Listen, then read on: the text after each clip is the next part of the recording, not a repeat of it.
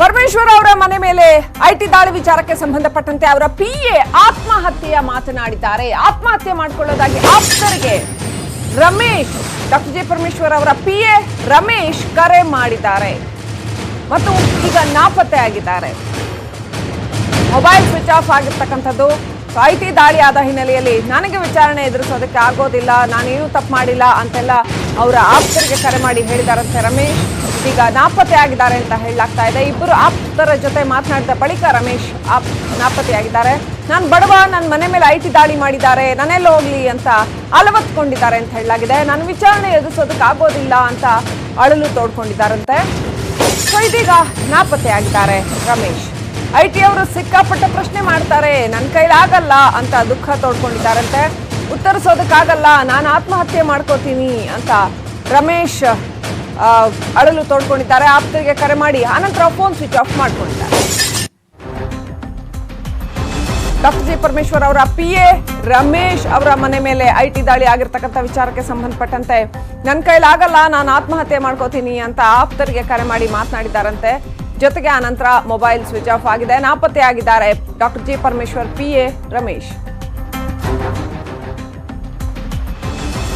ಇಬ್ಬರು ಆಪ್ತರ ಜೊತೆ ಮಾತನಾಡಿದ್ದಾರೆ, ಆ ಬಳಿಕ ನಾಪತ್ತೆಯಾಗಿದ್ದಾರೆ. ವಿಚಾರಣೆ ಎದುರಿಸೋದಕ್ಕೆ ನನ್ನ ಕೈಲಾಗೋದಿಲ್ಲ, ನೂರಾರು ಪ್ರಶ್ನೆ ಕೇಳ್ತಾರೆ, ಅದಕ್ಕೆಲ್ಲ ನಾನು ಉತ್ತರ ಕೊಡೋದಕ್ಕಾಗೋದಿಲ್ಲ ಅಂತ ಹೇಳಿದಾರಂತೆ.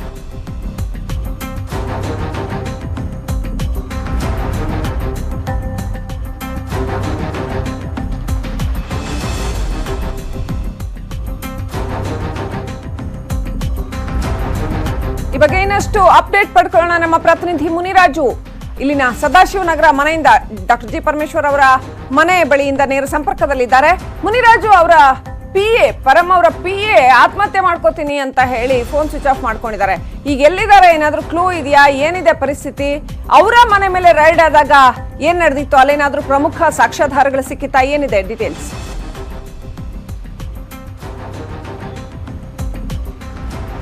ಶ್ರೀಲಕ್ಷ್ಮಿ, ಏನು ಪರಮೇಶ್ವರ ಒಂದು ಆಪ್ತ ಪಿಎ ಆಗಿದ್ದಂತ ರಮೇಶ್ ಅವರ ಮೇಲೆ ಒಂದು ಐಟಿ ರೈಡ್ ಆದ ಬಳಿಕ ಅವ್ರ ಮನೆಯಲ್ಲೂ ಸಹ ಕೆಲವು ದಾಖಲಾತಿಗಳನ್ನ ಪರಿಶೀಲನೆ ಮಾಡಿದ್ರು. ಆದ್ರೆ ಆತ ಈಗ ಒಂದು ಐಟಿ ರೈಡ್ ನ ಬಳಿಕ ಒಂದು ಭಯಭೀತಗೊಂಡಿರುವಂತದ್ದು. ಮತ್ತೆ ನಿನ್ನೆ ಏನು ಆತನನ್ನ ಐಟಿ ಅಧಿಕಾರಿಗಳು ತಮ್ಮ ಕಾರ್ನಲ್ಲೇ ಕೂರಿಸ್ಕೊಂಡು ಹೋದ ಸಂದರ್ಭದಲ್ಲಿ ಆತನು ಸಹ ಎಲ್ಲೊಂದ್ ಕಡೆ ಐಟಿ ರೈಡ್ ಇಂದ ಗಲಿಬಿಲಿಗೊಂಡು ಒಂದು ಭಯಭೀತರಾಗಿದ್ದಾರೆ ಅನ್ನೋ ಒಂದು ಮಾಹಿತಿ ಸಿಕ್ಕಿರುವಂತದ್ದು. ಆದ್ರಿಂದ ಆತ ಐಟಿ ದಾಳಿಯಿಂದ ಭಯಭೀತರಾಗಿ ಒಂದು ಫೋನ್ ಅನ್ನ ಸ್ವಿಚ್ ಆಫ್ ಮಾಡಿಕೊಂಡು ನಾಪತ್ತೆ ಆಗಿದ್ದಾರೆ ಅನ್ನೋ ಒಂದು ಮಾಹಿತಿ ಈಗ ಸಿಕ್ಕಿರುವಂತದ್ದು. ಯಾಕಂದ್ರೆ ಈ ಐಟಿ ವಿಚಾರಣೆ ಮತ್ತೆ ಐಟಿ ದಾಳಿ ನನ್ನಿಂದ ಫೇಸ್ ಮಾಡೋಕೆ ಆಗೋದಿಲ್ಲ, ಮತ್ತೆ ಇದರಿಂದ ನಾನು ಯಾವ ರೀತಿ ಐಟಿ ಅಧಿಕಾರಿಗಳ ಪ್ರಶ್ನೆಗಳನ್ನ ನಾನು ಉತ್ತರ ಕೊಡ್ಲಿ, ಮತ್ತೆ ಅದನ್ನ ಯಾವ ರೀತಿ ಫೇಸ್ ಮಾಡಲಿ, ಅದು ನಾನು ಸಹಿಸ್ಕೊಳ್ಳೋದಕ್ಕೂ ಸಹ ಸಾಧ್ಯವಿಲ್ಲ ಅಂತೇಳಿ ತನ್ನ ಆಪ್ತರ ಬಳಿ ಹೇಳ್ಕೊಂಡಿದ್ದಾನೆ ಅನ್ನೋ ಒಂದು ಮಾಹಿತಿ ಈಗ ಸಿಕ್ಕಿರುವಂತದ್ದು.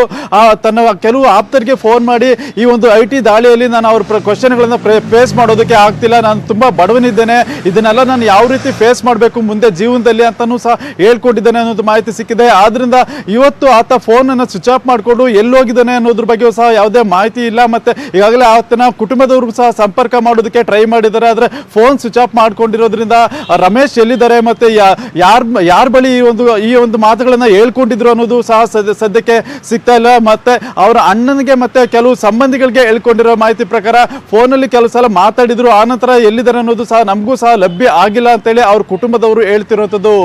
ಶ್ರೀಲಕ್ಷ್ಮಿ, ಮುನಿರಾಜು, ಇನ್ನು ಡಾಕ್ಟರ್ ಜಿ ಪರಮೇಶ್ವರ್ ಅವರ ಮನೆ ಮೇಲೆ ಈ ಐಟಿ ದಾಳಿ ಸಂದರ್ಭದಲ್ಲಿ ಹವಾಲಾ ಹಣದ ಟ್ರಾನ್ಸಾಕ್ಷನ್ ನ ವಿಚಾರ ಕೇಳ್ಬಂತು, ಕೋಟ್ಯಂತರ ರೂಪಾಯಿ ಅಕ್ರಮ ಹಣದ ವಹಿವಾಟಿನ ವಿಚಾರ ಕೇಳ್ಬಂತು. ಸೊ ಕಾಲೇಜಿನಲ್ಲಿ ಡೊನೇಷನ್ ಹಾವಳಿಯ ವಿಚಾರ, ಅದರಲ್ಲೂ ಕೂಡ ಸಿಕ್ಕಾಪಟ್ಟೆ ಅಕ್ರಮ ಹಣ ಸಂಗ್ರಹ ಆಗಿತ್ತು ಅನ್ನೋ ಮಾತೆಲ್ಲ ಕೇಳ್ಬಂತು. ಈ ಎಲ್ಲ ವಹಿವಾಟಿನ ವಿಚಾರಗಳಿಗೂ ಈ ಪಿಎ ರಮೇಶ್ಗೂ ನೇರವಾದ ಸಂಬಂಧ ಏನಾದ್ರೂ ಕಂಡು ಬಂದಿದ್ಯಾ? ಏನ್ ನಡೀತಾ ಇದೆ?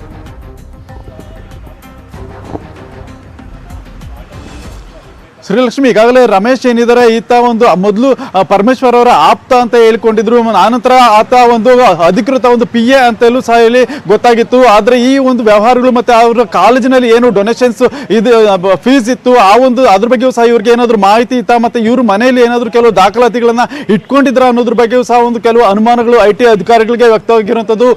ಆದ್ರಿಂದಲೇ ಪರಮೇಶ್ವರ್ ಅವ್ರ ಮನೆ ಮೇಲೆ ಐಟಿ ರೈಡ್ ಆದ ಬಳಿಕ ರಮೇಶ್ ಅವರ ಮನೆಗೂ ಸಹ ಒಂದು ಕೆಲವು ಅಧಿಕಾರಿಗಳು ದಾಳಿ ಮಾಡಿ ಅಲ್ಲೂ ಸಹ ಕೆಲವು ದಾಖಲಾತಿಗಳನ್ನ ಪರಿಶೀಲನೆ ಮಾಡ್ತಾರೆ. ಮತ್ತೆ ಖುದ್ದು ರಮೇಶ್ ಅವರನ್ನೇ ಇಲ್ಲಿಂದ ಕರ್ಕೊಂಡೋಗಿ ಅವ್ರ ಮನೆಯಲ್ಲಿ ಒಂದು ಪರಿಶೀಲನೆ ಮಾಡಿ ಕೆಲವು ಸರ್ಚ್ ಮಾಡುವಂತ ಕೆಲಸವನ್ನು ಸಹ ಮಾಡಿದ್ರು.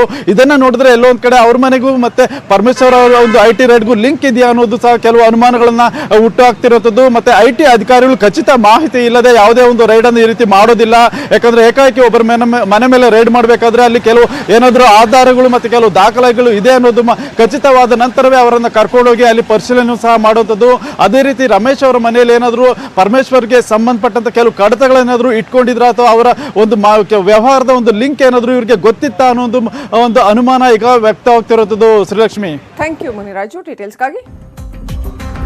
ಇನ್ನು 3 ದಿನ ಆದ್ರೂ ಕೂಡ ಪರಂ ಸಂಪತ್ತಿನ ಹುಡುಕಾಟ ಇನ್ನೂ ಕೂಡ ಮುಗ್ದಿಲ್ಲ. ತುಮಕೂರಿನ ಸಿದ್ಧಾರ್ಥ ಕಾಲೇಜಿನಲ್ಲಿ ಐಟಿಯಿಂದ ಸರ್ಚ್ ನಡೀತಾನೆ ಇದೆ, ಇನ್ನಷ್ಟು ಶೋಧ ನಡೀತಾನೆ ಇದೆ. ತುಮಕೂರಿನಲ್ಲೇನೆ ಡಾಕ್ಟರ್ ಜಿ ಪರಮೇಶ್ವರ್ ಅವರ ವಿಚಾರಣೆಗೆ ಸಿದ್ಧತೆಗಳನ್ನ ಮಾಡಿಕೊಳ್ಳಲಾಗಿದೆ. ಸಿದ್ಧಾರ್ಥ ಕಾಲೇಜಿನಲ್ಲಿ ಈಗ ಆಲ್ರೆಡಿ ಸಿಕ್ಕಾಪಟ್ಟೆ ಸರ್ಚ್ ನಡೀತಾ ಇದೆ. ಅಲ್ಲೇನಾದ್ರೂ ಇಂಪಾರ್ಟೆಂಟ್ ಡಾಕ್ಯುಮೆಂಟ್ ಸಿಕ್ಕಿದೆಯಾ, ಜೊತೆಗೆ ಹಣಕಾಸಿನ ವ್ಯವಹಾರದ ಬಗ್ಗೆ ಐಟಿ ಸಾಕಷ್ಟು ಸಾಕ್ಷ್ಯ ಕಲೆ ಹಾಕಿದೆ ಅಂತ ಹೇಳಲಾಗ್ತಾ ಇದೆ.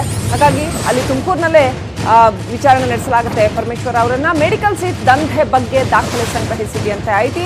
ತೆರಿಗೆ ವಂಚನೆ, ಸೀಟ್ ದಂಧೆ, ಅಕ್ರಮ ಹಣದ ದಾಖಲೆ ಇದೆಲ್ಲ ಸಿದ್ಧ ಮಾಡಿ ಇಟ್ಕೊಂಡಿದ್ದಾರೆ. ಎಲ್ಲವನ್ನು ಮುಂದಿಟ್ಟು ಪರಮೇಶ್ವರ್ ವಿಚಾರಣೆಗೆ ರೆಡಿ ಮಾಡ್ಕೊಂಡಿದ್ದಾರೆ. ಸೊ ಹಾಗಾದ್ರೆ ಐಟಿ ಜಾಲದಲ್ಲಿ ಡಾಕ್ಟರ್ ಜಿ ಪರಮೇಶ್ವರ್ ಕೂಡ ಸಿಕ್ಕಾಕೊಂಡು ಬೀಳ್ತಾರಾ?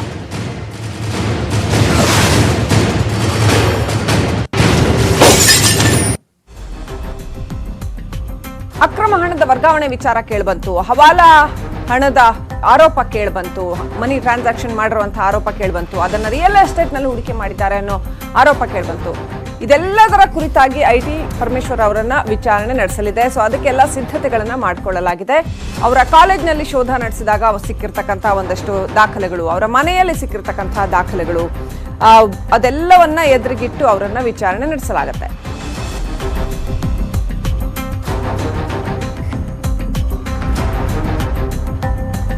ಮೆಡಿಕಲ್ ಸೀಟ್ ದಂಧೆಯಲ್ಲಿ ಬಂದ ಹಣವನ್ನ 8 ನೌಕರರ ಹೆಸರಿನಲ್ಲಿ ಬ್ಯಾಂಕ್ನಲ್ಲಿ ಇಟ್ಟಿದ್ರು ಅನ್ನುವಂಥ ಸೀಕ್ರೆಟ್, ಹಾಗೆಯೇ ರಿಯಲ್ ಎಸ್ಟೇಟ್ನಲ್ಲೂ ಕೂಡ ಹೂಡಿಕೆ ಮಾಡಿದ್ರು ಅನ್ನುವಂಥದ್ದು, ಇನ್ನು ಅಘೋಷಿತ ಆಸ್ತಿ ಬಗ್ಗೆ ಕೂಡ ಐಟಿ ನೋಟಿಸ್ ಕೊಟ್ಟಿದೆ. ಹೀಗಾಗಿ ಸಾಕಷ್ಟು ಆರೋಪಗಳಿದೆ. ಈ ಎಲ್ಲ ಆಯಾಮಗಳಲ್ಲೂ ತನಿಖೆ ನಡೆಯೋ ಸಾಧ್ಯತೆ ಇದೆ. ಒಂದು ವೇಳೆ ವಿಚಾರಣೆಗೆ ಸಹಕರಿಸಿಲ್ಲ ಅಂತಾದ್ರೆ ಬಂಧಿಸುವಂತಹ ಸಾಧ್ಯತೆ ಕೂಡ ಇದೆ.